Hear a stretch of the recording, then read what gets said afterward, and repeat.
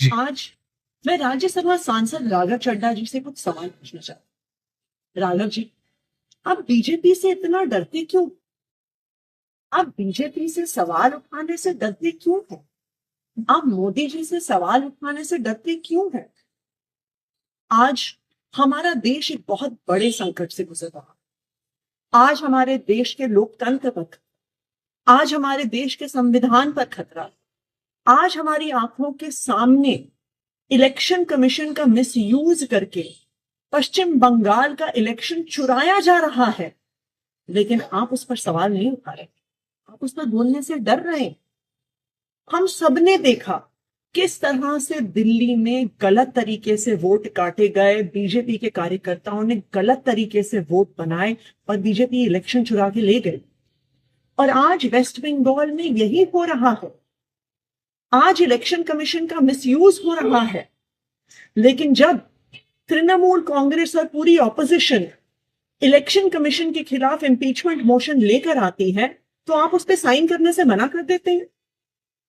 आपने क्या एक बार भी संसद में पश्चिम बंगाल में हो रहे लोकतंत्र पर हमले पर सवाल उठाए, वोटर डिलीशन पर सवाल उठाए, गलत तरीके से बनते हुए वोट पर सवाल उठाए? क्यों नहीं उठाए? क्या बीजेपी से डर रहे हैं? क्या मोदी जी से डर रहे हैं? आज देश के सामने, देश के आम आदमी के सामने सबसे बड़ा संकट एलपीजी गैस सिलेंडर का है। आप तो बड़े आदमी हैं, राज्यसभा के सांसद हैं, हो सकता है आपको दिक्कत ना आती, लेकिन एक आम परिवार, एक छोटे से मकान में रहने वाला, एक कच्ची कॉलोनी में रहने वाला एक गैस सिलेंडर के कनेक्शन के परिवार को आज अपने बच्चों के लिए खाना बनाने में दिक्कत नहीं।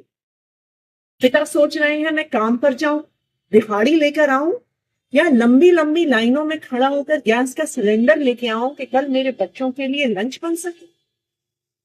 जब आम आदमी पार्टी ने पंजाब में, दिल्ली विधानसभा में सिलेंडर का सवाल उठाया, जब आम आदमी पार्टी के सांसदों ने एलपीजी सिलेंडर का मुद्दा उठाया और आपको जब एलपीजी के मुद्दे पर बोलने के लिए कहा गया, तो आप चुप रह गए। आप मोदी जी से डर गए क्या?